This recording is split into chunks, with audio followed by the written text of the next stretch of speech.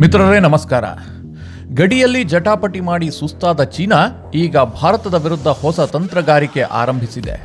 ಸೈನ್ಯ ಬಲದಿಂದ ಭಾರತವನ್ನು ಬಗ್ಗಿಸೋದು ಈಸಿ ಅಲ್ಲ ಎಂದರಿತಿರುವ ಡ್ರ್ಯಾಗನ್ ರಾಷ್ಟ್ರ ಈಗ ಜಲಾಸ್ತ್ರ ಪ್ರಯೋಗಕ್ಕೆ ಮುಂದಾಗಿದೆ. ನರಿ ಬುದ್ಧಿಯ ಚೀನಾ ಈಗ ಟಿಬೆಟ್ನಲ್ಲಿ ಹುಟ್ಟಿ ಭಾರತಕ್ಕೆ ಹರಿಯುತ್ತಿರುವ ಬ್ರಹ್ಮಪುತ್ರ ನದಿಯನ್ನೇ ಬಂದ್ ಮಾಡುವ ಹುನ್ನಾರ ರೂಪಿಸಿದೆ. ಈಶಾನ್ಯ ಭಾರತವನ್ನ ಬಂಜರು ಬರಡು ಭೂಮಿ ಮಾಡಬೇಕು ಅನ್ನೋ ಹುನ್ನಾರ ಚೀನಾದ್ದಾಗಿದೆ.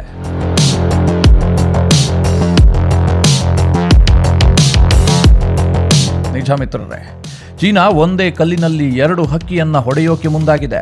ಟಿಬೆಟ್ನಲ್ಲಿ ಯಾರ್ಲುಂಗ್ ಝಾಂಬೋ ಎಂದು ಕರೆಯಲ್ಪಡುವ ಬ್ರಹ್ಮಪುತ್ರ ನದಿ ಭಾರತದಲ್ಲಿ ಹರಿಯುವ ಪ್ರಮುಖ ನದಿಗಳಲ್ಲಿ ಒಂದು. ಟಿಬೆಟ್ ಹಾಗೂ ನೇಪಾಳದ ಗಡಿ ಸಮೀಪದಲ್ಲೇ ಹುಟ್ಟಿ ಅರುಣಾಚಲ ಪ್ರದೇಶದ ಮೂಲಕ ಭಾರತವನ್ನು ಪ್ರವೇಶಿಸುವ ನದಿ ಇದು.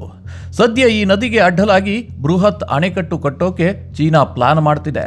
ಚೀನಾ ದೇಶದ 14ನೇ ಪಂಚವಾರ್ಷಿಕ ಯೋಜನೆಯಲ್ಲಿ ಈ ಪ್ರಸ್ತಾಪ ಮಾಡಲಾಗಿದೆ.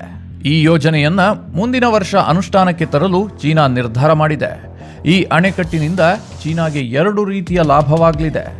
ಮೊದಲನೆಯದಾಗಿ, ಈಶಾನ್ಯ ಭಾರತದ ನೀರಿನ ಮೂಲದ ಮೇಲೆ ಈ ಅಣೆಕಟ್ಟು ಗಂಭೀರ ಸ್ವರೂಪವಾದ ಪರಿಣಾಮ ಬೀರಲಿದೆ. ಎರಡನೆಯದಾಗಿ, ಚೀನಾದ ಜಲವಿದ್ಯುತ್ ಸಾಮರ್ಥ್ಯ ಡಬಲ್ ಆಗಲಿದೆ. ಈ ಮೂಲಕ ತನ್ನ ಶಕ್ತಿಯನ್ನ ಹೆಚ್ಚಿಸಿಕೊಳ್ಳೋದ್ರ ಜೊತೆಗೆ ಭಾರತದ ಶಕ್ತಿ ಕುಂದುವಂತೆ ಮಾಡಬೇಕು ಎಂಬ ಲೆಕ್ಕಾಚಾರ ಚೀನಾದ್ದಾಗಿದೆ.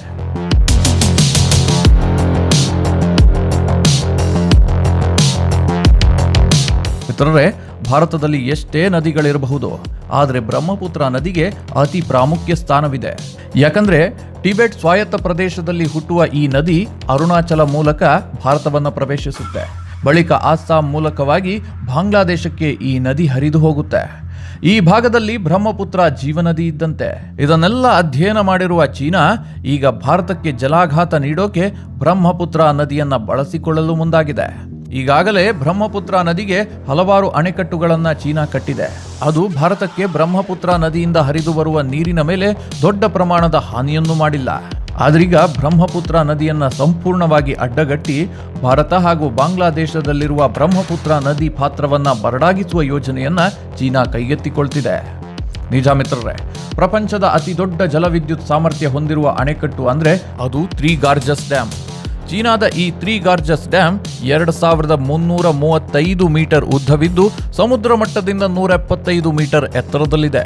ಡ್ಯಾಮ್ನ ಹಿನ್ನೀರೇ 660 ಕಿಲೋಮೀಟರ್ನಷ್ಟಿದೆ.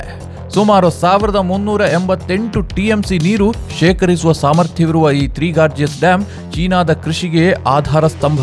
ಸದ್ಯ ಚೀನಾದಲ್ಲಿ ಬಳಕೆ ಮಾಡ್ತಿರುವ ವಿದ್ಯುತ್ನಲ್ಲಿ 2% ಎಲೆಕ್ಟ್ರಿಸಿಟಿ ಉತ್ಪಾದನೆ ಆಗೋದು ಇದೇ 3 ಗಾರ್ಜಸ್ ಡ್ಯಾಮ್ನಲ್ಲಿ. ಇಷ್ಟೆಲ್ಲ ಮೂಲ ಸೌಕರ್ಯ ಇರುವ ಡ್ಯಾಮ್ಗಿಂತಲೂ ಹೆಚ್ಚು ಬಲಶಾಲಿಯಾದ ಬ್ರಹ್ಮಪುತ್ರ ಡ್ಯಾಮ್ ನಿರ್ಮಾಣಕ್ಕೆ ಡ್ರ್ಯಾಗನ್ ರಾಷ್ಟ್ರ ಪ್ಲಾನ್ ಮಾಡ್ತಿದೆ. ಟಿಬೆಟ್ನಲ್ಲಿ ಬ್ರಹ್ಮಪುತ್ರ ನದಿಗೆ ನಿರ್ಮಾಣ ಮಾಡಬೇಕೆಂದಿರುವ ಹೊಸ ಅಣೆಕಟ್ಟು 3 ಗಾರ್ಜಸ್ ಡ್ಯಾಮ್ಗಿಂತಲೂ 3 ಪಟ್ಟು ದೊಡ್ಡದಾಗಿರಲಿದೆ.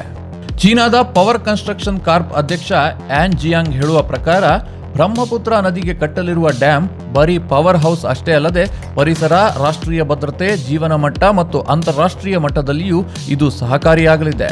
ಇದು ಚೀನಾದ ಆರ್ಥಿಕತೆಗೆ ದೊಡ್ಡ ಪ್ರಮಾಣದಲ್ಲಿ ಸಹಾಯ ಮಾಡಲಿದೆ ಎಂದಿದ್ದಾನೆ ಜಿಯಾಂಗ್. ಆದರೆ ಇದು ಭಾರತದ ಮೇಲೆ ಬಹುದೊಡ್ಡ ಪರಿಣಾಮವನ್ನೇ ಬೀರಲಿದೆ ಅಂತ ತಜ್ಞರು ಎಚ್ಚರಿಸುತ್ತಿದ್ದಾರೆ. ಚೀನಾದ ಸದ್ಯದ ನಡೆಯನ್ನ ನೋಡಿದ್ರೆ ತನ್ನ ದೇಶದಲ್ಲಿ ಹುಟ್ಟಿ ಭಾರತಕ್ಕೆ ಹರಿಯುವ ಪ್ರತಿ ನದಿಗಳನ್ನು ಶಸ್ತ್ರವನ್ನಾಗಿಸುವ ತಂತ್ರದ ಮೊರೆ ಹೋದಂತೆ ಕಾಣುತ್ತಿದೆ.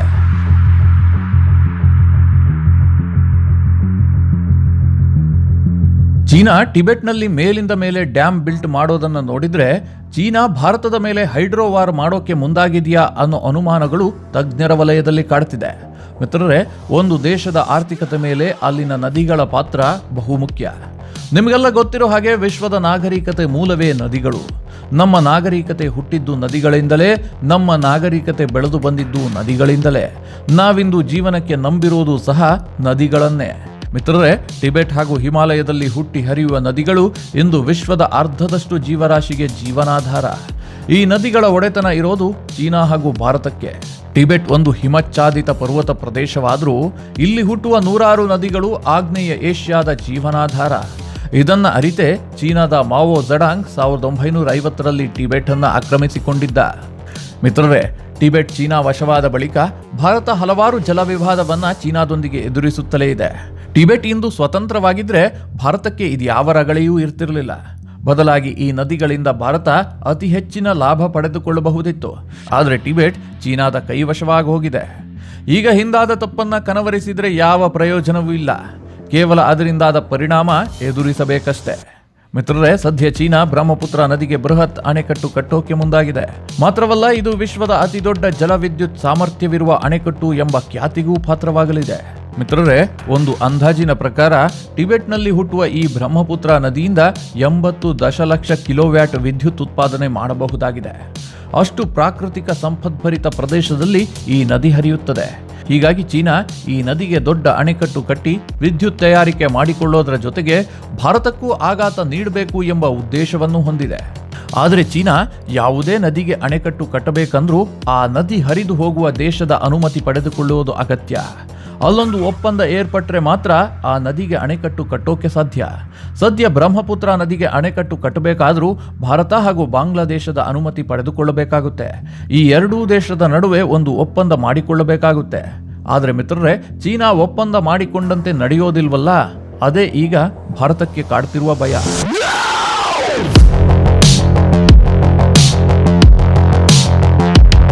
ಟಿಬೆಟ್ನಲ್ಲಿ ಹುಟ್ಟುವ ನದಿಗಳು ತಮ್ಮದೇ ಎನ್ನುವ ರೀತಿಯಲ್ಲಿ ಚೀನಾದ ಧೋರಣೆ ಇದೆ. ಏಷ್ಯಾದ 7 ಬಹುಮುಖ್ಯ ನದಿಗಳಾದ ಇಂಡಸ್, ಗಂಗಾ, ಬ್ರಹ್ಮಪುತ್ರ, ಇರ್ವಾಡಿ, ಸಾಲ್ವಿನ್, ಯಾಂಗ್ಸೆ, ಮೇಕಾಂಗ್ ಮೇಲೆ ತನ್ನ ಪ್ರಾಬಲ್ಯ ಮೆರೆಯೋಕೆ ಚೀನಾ ಮುಂದಾಗಿದೆ. ಹಾಗೆ ನೋಡೋಕೆ ಹೋದ್ರೆ ಈ ನದಿಗಳು ಪಾಕಿಸ್ತಾನ, ಭಾರತ, ಬಾಂಗ್ಲಾದೇಶ, ಮಯನ್ಮಾರ್, ಲಾವೋಸ್, ವಿಯೆಟ್ನಾಂ ದೇಶಗಳಲ್ಲಿ ಹರಿಯುತ್ತದೆ.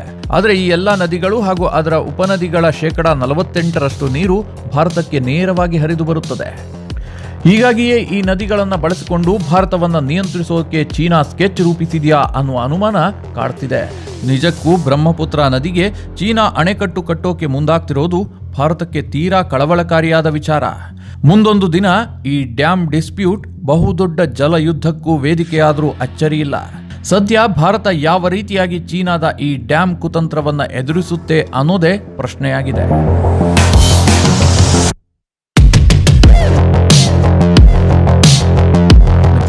ಮುಂದಿನ ದಿನಗಳಲ್ಲಿ ಹಿಮಾಲಯದ ನದಿಗಳು, ಅವುಗಳಿಂದ ಭಾರತದ ಆರ್ಥಿಕತೆಗೆ ಆಗ್ತಿರುವ ಲಾಭ, ಚೀನಾ ಯಾವ ರೀತಿಯಾಗಿ ಟಿಬೆಟ್ನ ನದಿಗಳನ್ನು ತನ್ನ ಸಂಪತ್ತಿನ ಗಣಿಯಾಗಿಸಿಕೊಂಡಿದೆ, ಇದೆಲ್ಲದರ ಬಗ್ಗೆ ಮಾಹಿತಿ ನೀಡ್ತೀನಿ. ನಿಮಗೆ ಈ ವಿಡಿಯೋ ಇಷ್ಟವಾದರೆ ಲೈಕ್ ಮಾಡಿ, ಸಲಹೆಗಳಿದ್ದರೆ ಕಮೆಂಟ್ ಮಾಡಿ.